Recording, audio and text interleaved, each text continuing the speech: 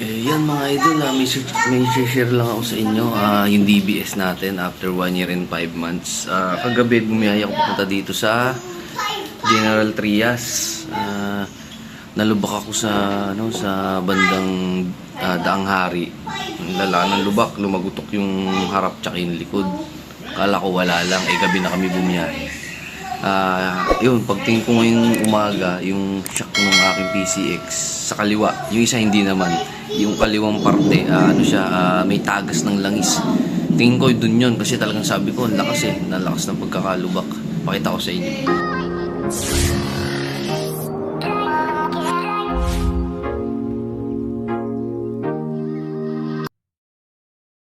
Ayan mga idol, ito yung ating PCX 160. Papakita ko sa inyo yung shock. Ayan yung shock natin sa bandang kaliwa. Ayan, may tagas na siya mga idol. Kagabi yan, kagabi kami nalubak. Akala ko ihi ng pusa yung nasa gulong, nasa mags. Kasi hindi naman kita yung tagas ng langis kapag ka naka side view. Yung gulong lang yung nakikita. Ngayon nakita ng aking tatay, bakit daw may langis na tagas. Sabi ko nalubak ko kagabi. Ayan yung kanan. Ayan, tinutuyo yung kanan. Yan yung shock na yan mga idol is magti 3 years ko na siyang gamit. Ewan ko lang kung di tayo nalubak kung masisira ba talaga siya. Sa tingin ko naman talagang nalubak lang ako ng medyo malakas. Kaya bumigay yung shock. Tapos may angkas pa ako. Medyo mabigat pa yung dala namin. Yun, nakakahinayang. Gawa ng hindi pa umabot ng halos 3 years pataas. Tapos yung aking mags chinek ko din kasi nga baka nabengkong. Pero sa kapal ng gulong natin, tingin ko naman hindi. Tapos chinek ko na rin siya, wala nga. Yung shock talaga yung napuruhan sa pagkakalubak. Tapos mamaya ipapacheck ko yun sa tatay ko. Iyuyugyug ko yung rear shock. Angkas ko yung anak ko tsaka yung asawa ko. Titignan ko kung may tatagas pang langis o wala na. Tapos wala na talaga siyang tumagas mga idol. Siguro nasimot na kagabi. Naubos na sa pagkakabiyahe namin.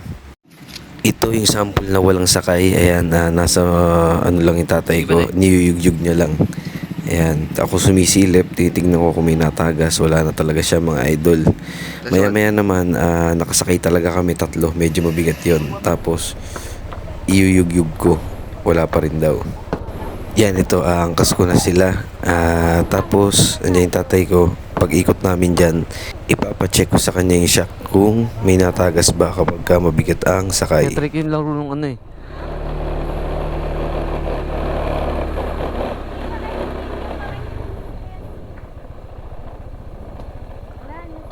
Hindi. Check mo nga saglit yung ano ko, yung shock ko, tignan mo. Tignan mo yung shock na may tagas. Kung ano itsura. Kumpara doon sa kabila, yung walang tagas. Wala ngayon, wala. Ayan o. Tuyo. Tuyo. Para makita mo kung may dato. Bye bye. So ayun, doon ko nalaman na wala na, naubos na talaga yung langis kasi kahit mabigat, pinapacheck ko habang niyuyugyug ko yung motor. Siyempre may tatagas na langis yun kung meron pang laman. Naubos na siguro nung biyahe namin nung gabi. Yun nga pala, nag-check na ako sa mga doktor ng shock.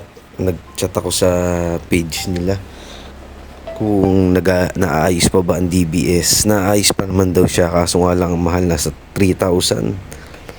Dalawang shock na yung mga gagawa. Kaya nag-iisip ako ngayon kung ipapayos ko pa o bibili na lang ako ng TRC na shock kapalit nitong DBS. Yun, bablog ko din kung anong mangyayari. Papakita ko sa inyo kung papayos ko ba o bibili na lang ako ng bago. Sa ngayon, ayun, magti 3 years yung aking DBS. Shiner ko lang. Yun, tagas na yung nasa bandang kaliwa niya. Yung kapabayaan ko rin kasi nga nalubak ako eh. Ewan ko lang kung yung mga YSS, RCB kung sa ganong klase ng lubak masisira din ba. Kasi share ko kung bibili ba ako ng bago o mag-stay tayo sa DBS. So yun lang mga idol, maraming salamat. Ingat tayo palagi. Salamat sa pagsuporta kay Vlog Mamba. Ride safe. Peace out.